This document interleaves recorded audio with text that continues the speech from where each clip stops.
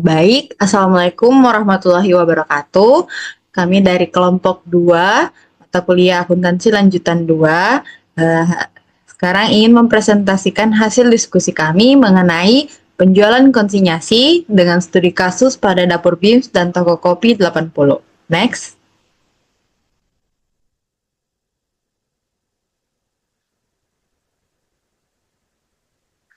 Jadi kami beranggotakan 4 orang. Yang pertama Asya Azhara, saya sendiri selaku moderator pada presentasi kali ini. Selanjutnya ada Fatima Zahra, Afadila Alyaer, dan Hairul Rijal.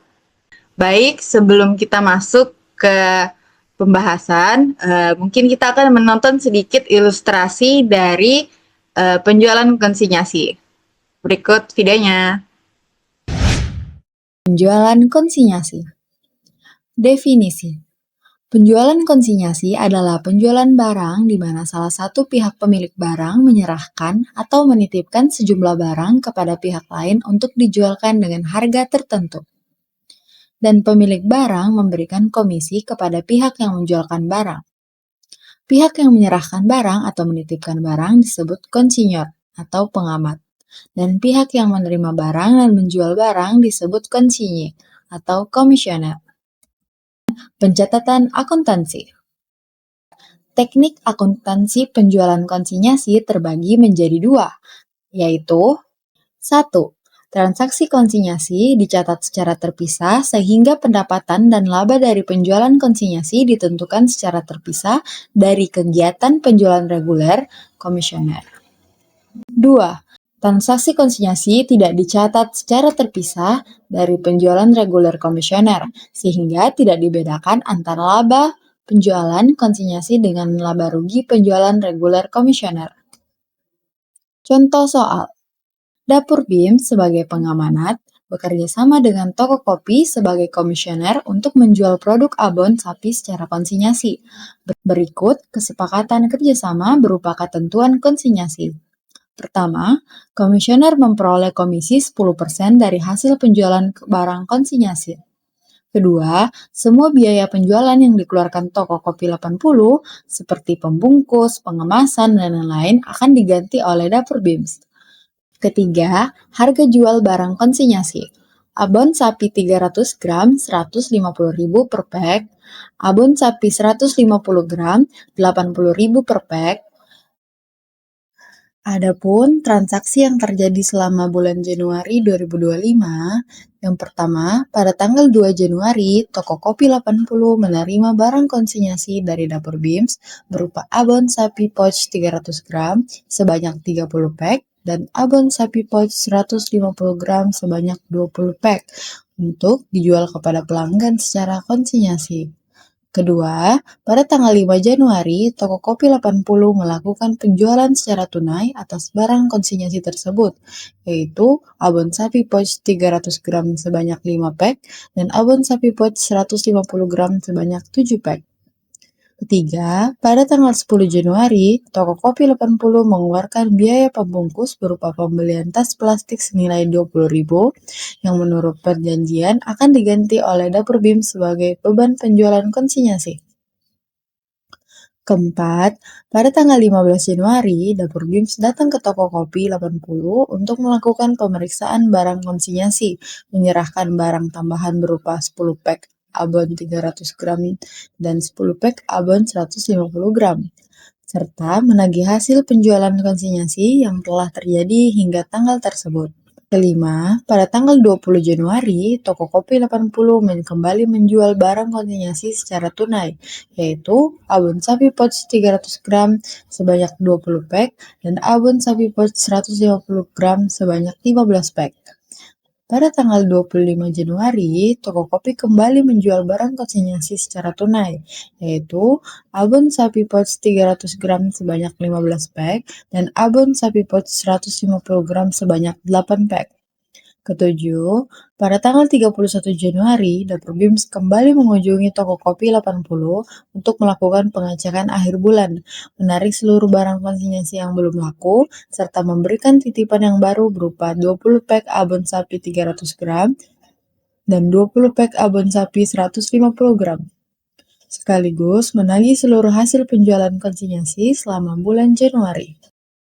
Terakhir, buatlah jurnal pencatatan untuk komisioner dan pengamanat, dan buatlah jurnal transaksi penjualan konsinyasi secara terpisah dan secara tidak terpisah.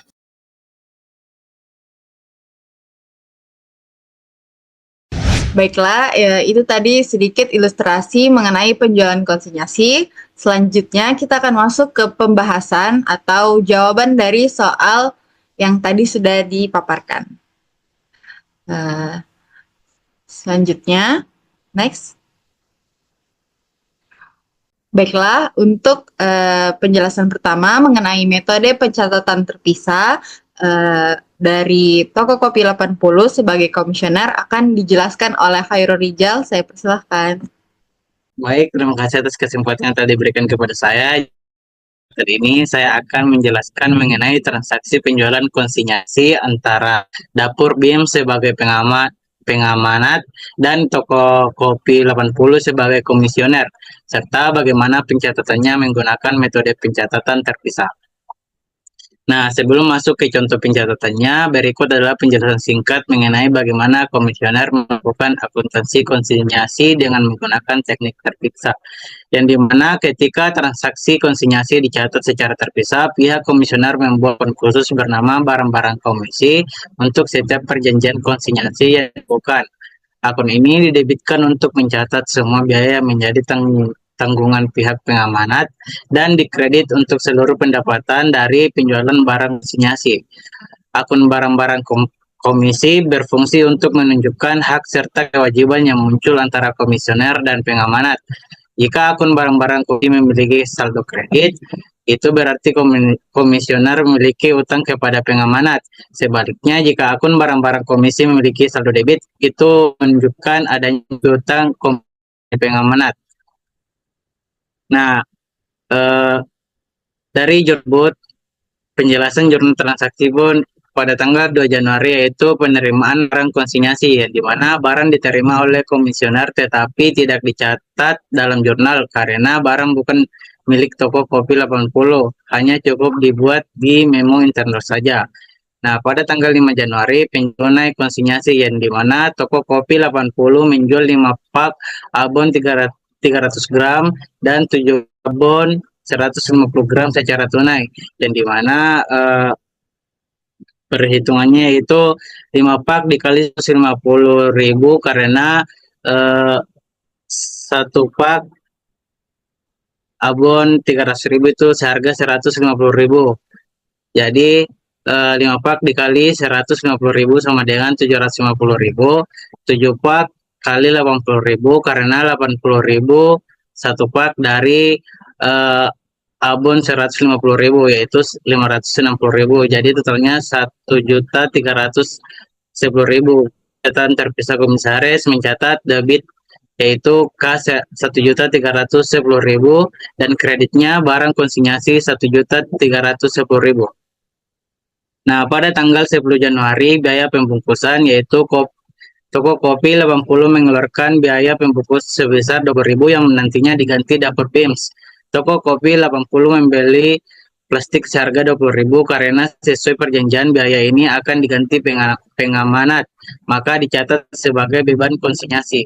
Yang dimana jurnalnya debit barang komisi 1.000 dan kredit kas 20.000. Nah, pada tanggal 16 Januari terjadi transaksi penggantian komisi dan penarikan hasil penjualan yang dimana Dapur BIMS datang menagih hasil penjualan dan menghitung komisi. Komisinya itu 10% dihitung dari penjualan 5 dan 7 pak sebelumnya, yaitu 10% dikali 1.310.000 sama dengan 130.000. Maka jurnalnya itu barang konsinyasi pada debit yaitu 131.000 dan kredit pendapatan komisi yaitu 131.000. Kemudian hasil penjualan yang wajib disetor kepada pengamanat yaitu dengan cara 1.310.000 dikurangi komisinya tadi yaitu 131.000 dan dikurangi lagi 20.000, hasilkan 1.159.000. Jadi jurnalnya itu barang konsinyasi pada kredit senilai 1.159.000. Artinya diserahkan ke pengamanat. Pada tanggal 20 Januari terjadi transaksi yaitu penjualan tunai kembali, di mana toko kopi 80 menjual 20 pak abon 300 gram dan 15 pak abon 150 gram. Di mana perhitungannya itu 20 pak dikali 150.000 menghasilkan 3 juta dan 15 pak kali 80.000 menghasilkan 1,2. Totalnya itu 4.200.000. Jadi jurnalnya itu kas pada barang konsinyasi senilai 4.200.000. Nah, pada tanggal 25 Januari terjadi transaksi yaitu penjualan tunai ketiga, di mana toko kopi 80 menjual 15 pak abon 300 gram dan 8 pak abon 150 gram, yaitu perhitungannya 15 pak dikali 150 menghasilkan 2.250.000 kan 8 pak dikali 80.000 menghasilkan 640.000. Jadi totalnya itu 2.890.000. Jadi jurnalnya itu kas pada barang konsinyasi senilai 2.890.000. Nah, di sini pada tanggal 31 Januari Komisi Akhir Bulan dan Setor Hasil Penjualan, di mana perhitungan Komisi Penjualan tanggal 20 dan 25 Januari, yaitu toko kopi 80 menjual 11 pak abon 300 gram dan 8 pak abon 150 gram. Itu 4.200.000 ditambah 2.890.000 menghasilkan 7.090.000. Nah, komisi dari kedua transaksi pada tanggal 20 dan 25 itu komisinya 7.090.000 dikali 10%, menghasilkan 709.000. Maka jurnalnya itu barang konsinyasi pada pendapatan komisi ya senilai 709.000. Kemudian setoran hasil penjualan kepada pengamanat itu penjualan totalnya dikurangi dengan komisi dan sisanya disetor. Jadi penjualan totalnya itu senilai 7.090.000 dikurangi komisinya yang senilai 709.000. Jadi sisanya itu yang disetor yaitu 6.380.000. Jurnalnya barang konsinyasi pada kredit senilai 6.381.000. Jadi metode pencatatan terpisah memberikan transparansi karena komisioner dapat mengelola transaksi tanpa mencampurkan persediaan milik pihak lain ke dalam bursa. Itulah dari saya kembalikan yang moderator. Baik, terima kasih untuk Khairul Rijal. Jadi tadi penjelasan mengenai metode pencatatan terpisah untuk toko kopi 80 sebagai komisioner. Selanjutnya kita masuk ke pencatatan tidak terpisah untuk toko kopi 80 sebagai komisioner yang akan dibawakan oleh A. Fadila Alia. Saya persilahkan.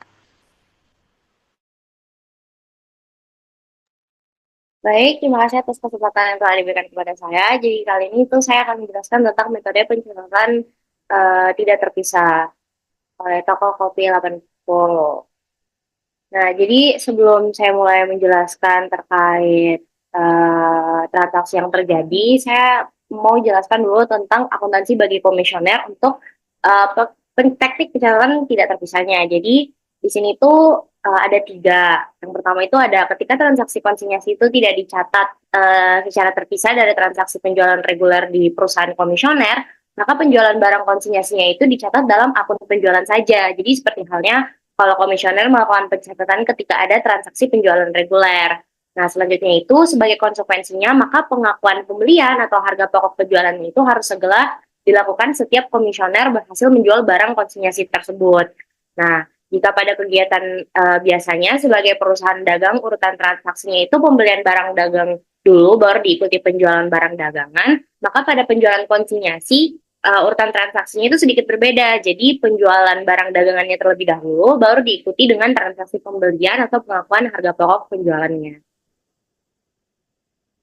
Baik, itu tadi akuntansinya. Maka langsung saja saya menjelaskan tentang transaksi penjualan konsinyasi tidak dicatat secara terpisah. Nah, sebenarnya kurang lebih isinya itu sama seperti yang tadi rekan saya sudah jelaskan. Jadi pada tanggal 2 Januari itu tidak terjadi terjadi transaksi tapi tidak ditulis secara akuntansi. Jadi langsung saja kita masuk pada tanggal 5 Januari. Di mana pada tanggal 5 Januari itu toko Kopi 80 melakukan penjualan secara tunai atas barang konsinyasi tersebut, yaitu abon sapi pouch 300 gram sebanyak 5 pack dan abon sapi pouch 150 gram sebanyak 7 pack. Maka di sini tuh ada akunnya kas pada debit dan penjualan pada kredit sebesar 1.310.000. Nah, kan tadi di akuntansi di awal saya sudah mention kalau pada akuntansi bagi komisioner kalau dia di teknik tidak terpisah itu pengakuan pembelian atau harga pokok penjualannya itu harus segera dilakukan kalau misal komisioner berhasil menjual barang konsinyasinya tersebut. Maka di sini itu tanggal 5 ada HPP pada debit dan utang usaha pada kredit sebesar 1.179.000. Nah, 1.179.000 itu didapat dari mana? Didapat dari tadi yang kita sudah jual abon beberapa pack itu sebesar 1.310.000, kita kurang dengan 10% dikali 1.310.000, maka hasilnya itu 1.179.000. Selanjutnya pada tanggal 10 itu, nah pada tanggal 10 Januari toko Kopi 80 itu mengeluarkan biaya pembungkus berupa pembelian tas plastik senilai 20.000 yang menurut perjanjian akan diganti oleh dapur BIM sebagai penjualan konsinyasinya. Maka dari itu, karena dia ditulis sebagai utang usaha pada debit dan kas pada kredit sebesar 20.000.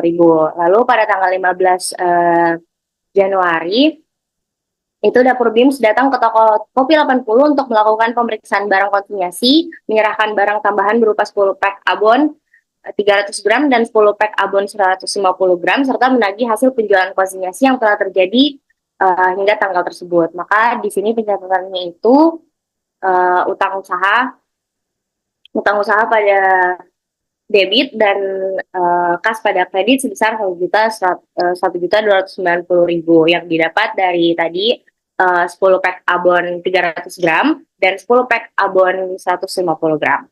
Selanjutnya pada tanggal 20 Januari itu terjadi lagi seperti transaksi pertama, yaitu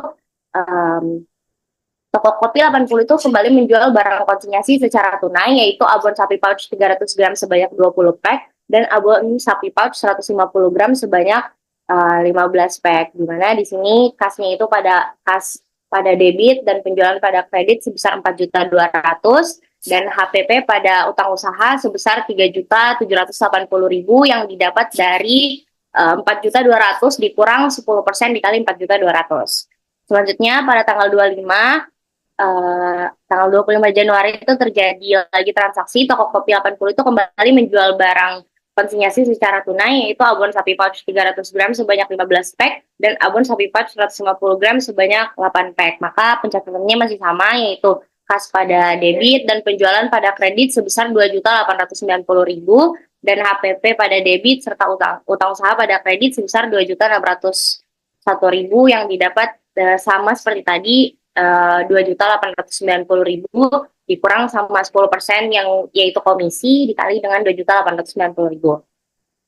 Nah, untuk transaksi terakhir yaitu pada tanggal 31 Januari, Dapur BIMS itu kembali mengunjungi toko Kopi 80 untuk melakukan pengecekan akhir bulan, menarik seluruh barang konsinyasi yang belum laku, serta memberikan titipan barang berupa 20 pack abon sapi 300 gram dan 20 pack abon sapi 150 gram sekaligus menagih seluruh hasil penjualan konsinyasinya selama bulan Januari. Maka pencatatannya itu utang usaha pada debit dan kas pada kredit sebesar 6.381.000. Nah, 6.381.000 ini itu didapat dari tadi kita sudah ada kas 4.200.000, lalu ditambah dengan 2.890.000 yang terjadi pada tanggal 20 dan tanggal 25, lalu kita kurangi dengan tadi pendapatan komisi sebesar 709.000 yang sudah dijelaskan oleh rekan saya sebelumnya. Baik, itu saja metode pencatatan tidak terpisah. Selanjutnya,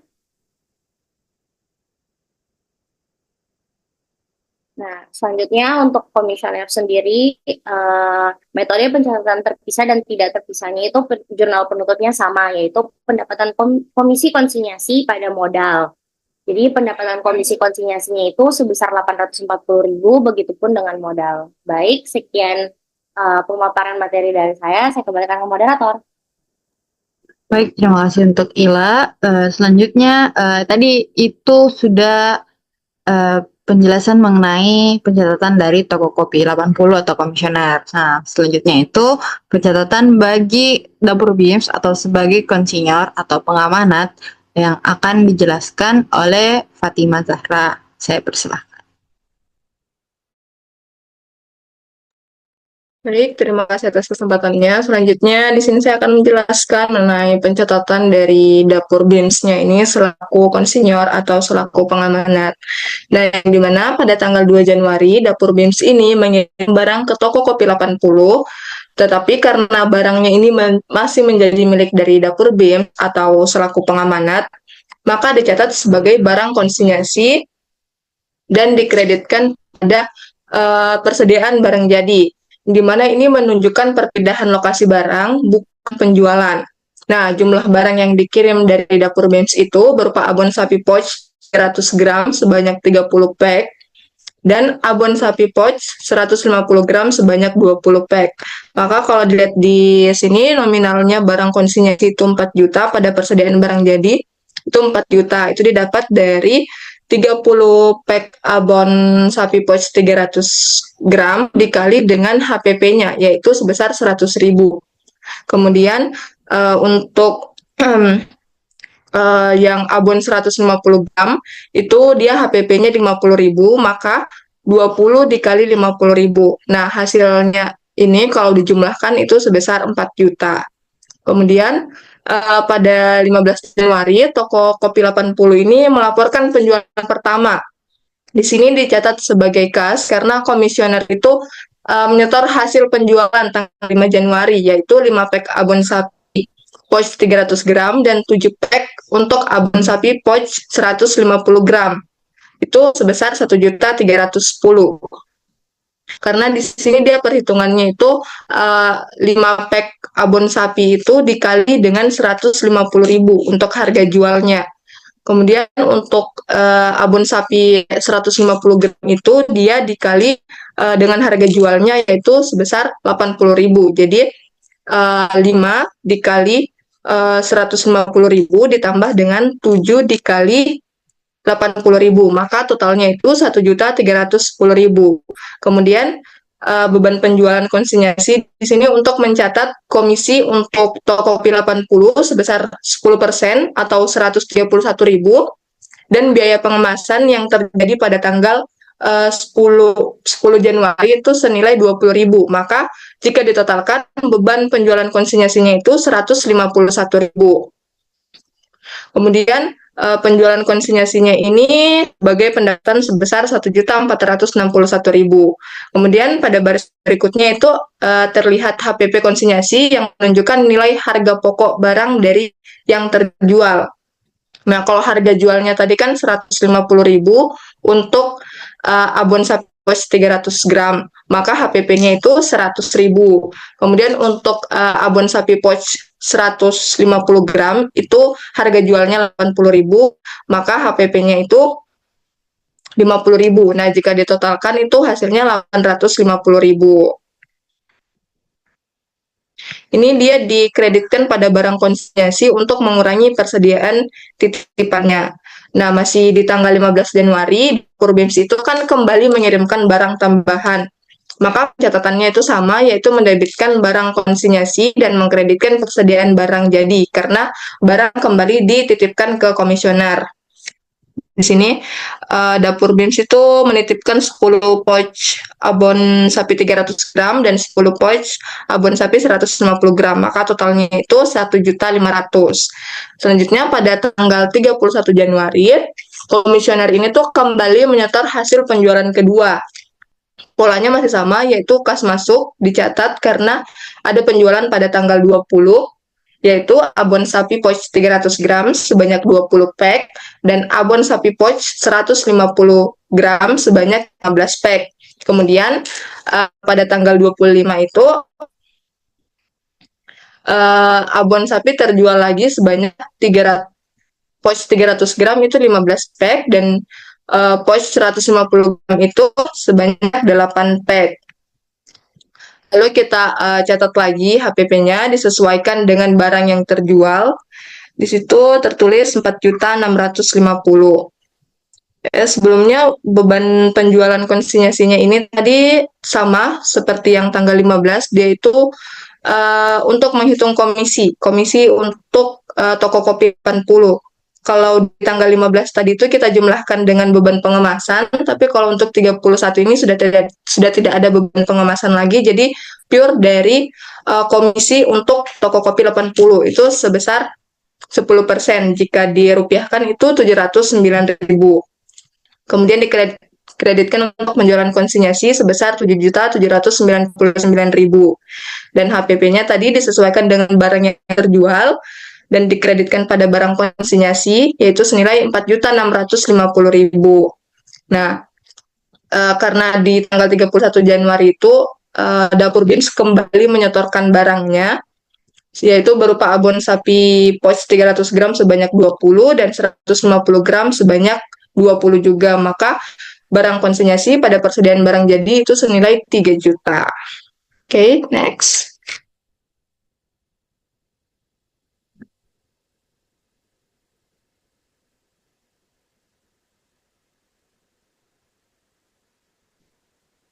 Nah, selanjutnya ada jurnal penutupnya, yang dimana jurnal penutup ini dibuat untuk menutup seluruh akun pendapatan dan beban konsinyasi selama bulan Januari.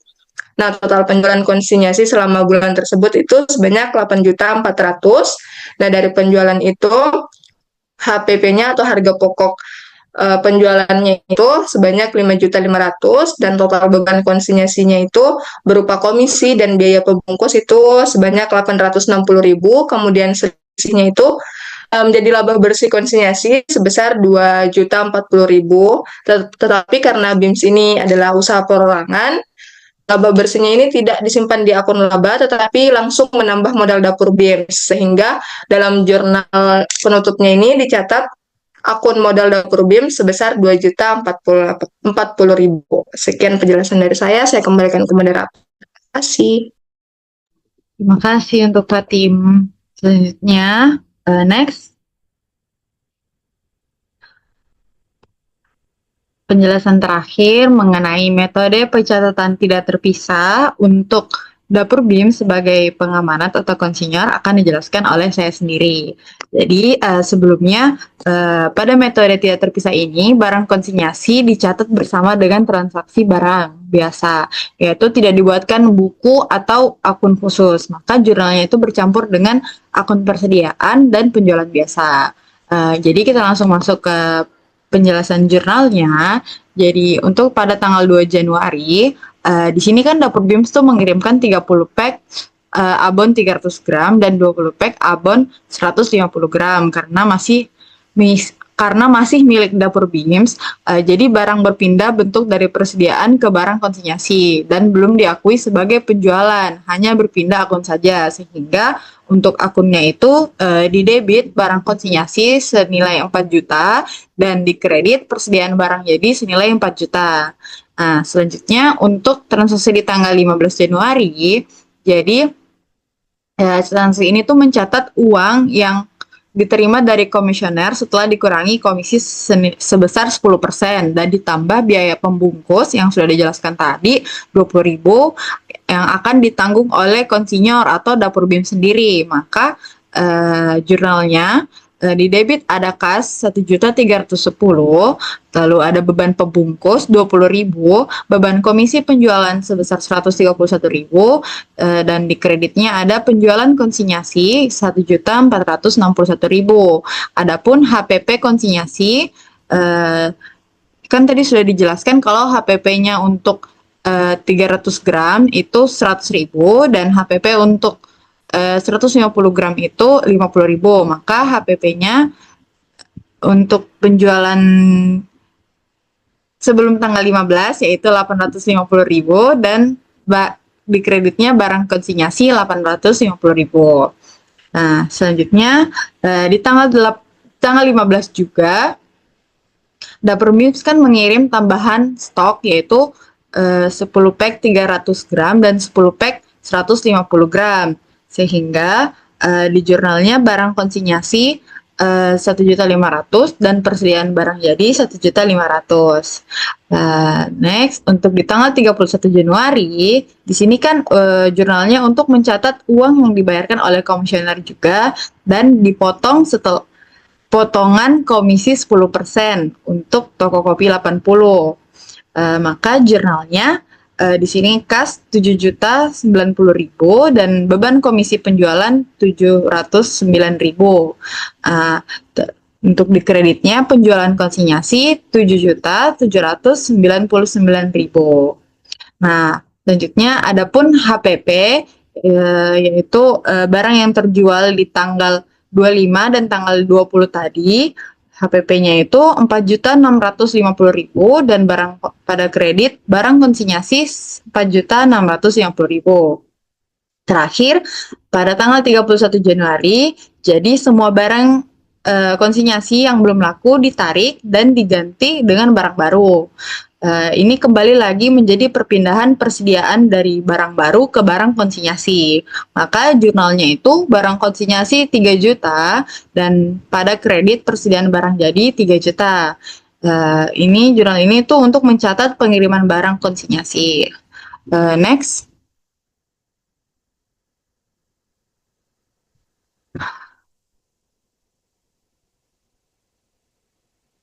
Adapun jurnal penutup untuk pencatatan ini yaitu sebenarnya hampir sama dengan jurnal penutup pencatatan terpisah tadi. Cuma untuk pencatatan tidak terpisah ini tuh bedanya bebannya itu dijabarkan. Jadi jurnalnya itu di debit penjualan konsinyasi 8.400.000 dan di kreditnya itu ada beban pembungkus 20.000, beban komisi selama penjualan di Januari 840.000 dan HPP konsinyasi untuk barang yang laku di bulan Januari 5.500.000.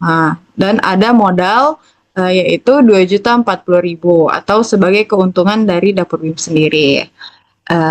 Mungkin itu saja penjelasan mengenai jawaban contoh soal yang kami berikan.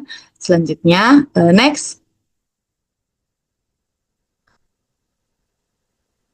Nah, sebelum mengakhiri presentasi kami ini, kami juga menganalisis beberapa permasalahan yang ada di Dapur BIMS dan Toko Kopi 80. Yang pertama, untuk Dapur BIMS sebagai konsinyur, jadi permasalahan pertamanya itu pencatatan barang konsinyasi sangat sederhana dan tidak detail. Jadi Dapur BIMS itu sebenarnya sudah mencatat barang yang dititipkan, tetapi pencatatannya itu sangat sederhana, hanya berupa seperti kunjungan ke toko kopi 80 di tanggal segini dan berapa stoknya yang dikasih masuk. Tidak ada pencatatan rinci yang memuat barang masuk atau barang keluar, barang terjual, dan barang tersisa. Jadi data stok tidak dapat dipertanggungjawabkan dengan jelas. Selanjutnya, masalah kedua yaitu Dapur BIMS hanya mengandalkan ingatan untuk mengetahui barang terjual dan sisa. Jadi saat datang menagih, Dapur BIMS itu lebih banyak mengandalkan ingatan daripada data yang tercatat. Pemilik sering mengira-mengira jumlah barang yang sudah terjual dan berapa yang tersisa di toko. Permasalahan ketiga, Dapur BIMS itu dalam perhitungan laba tidak mencakup beban-beban yang seharusnya dicatat. Jadi Dapur BIMS sebenarnya menghitung laba, tetapi perhitungan tersebut tuh tidak mencakup beban-beban penting seperti yang tadi sudah ada di contoh soal seperti biaya angkut, terus biaya pengemasan di toko kopi 80. Jadi Dapur BIMS itu tidak mencatat laba yang dihitung, menjadi tidak mencerminkan kondisi sebenarnya. Selanjutnya, permasalahan keempat, Dapur BIMS itu rentan mengalami selisih atau kehilangan barang karena ya tadi tidak ada laporan stoknya yang diberikan dari toko kopi 80 dan tidak ada berita acara penerimaan atau pengambilan barang. Dapur BIMS itu tidak bisa memastikan apakah barang hilang, rusak atau benar-benar belum terjual. Selanjutnya, next.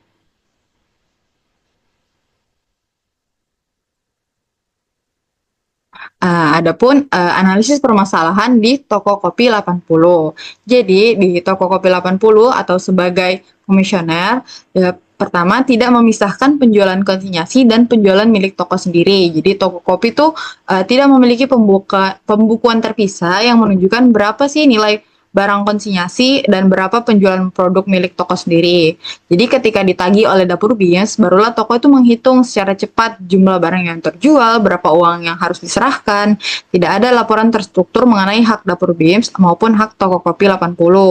Nah, selanjutnya toko 80 tidak mencatat biaya penjualan konsinyasi. Jadi biaya operasional seperti pembelian plastik, pembungkus, atau biaya lain yang digunakan dalam penjualan konsinyasi ini tidak dicatat atau dihitung secara khusus. Akibatnya, toko kopi 80 itu berpotensi lupa menagih penggantian biaya kepada dapur BIMS atau tidak dapat menunjukkan bukti bahwa biaya ini tuh sudah dikeluarkan untuk penjualan konsinyasi. Terakhir, permasalahan di toko kopi 80 yaitu tidak ada laporan stok konsinyasi. Jadi toko kopi 80 tidak membuat laporan stok berupa barang masuk atau terjual dan tersisa. Tanpa laporan ini, baik dari pihak toko maupun pihak dapur BIMS itu kesulitan mengetahui kondisi barang secara akurat. Baik, mungkin itu saja yang bisa kami sampaikan untuk presentasi kali ini. Kurang lebihnya mohon dimaafkan. Wassalamualaikum warahmatullahi wabarakatuh. Terima kasih sudah menonton.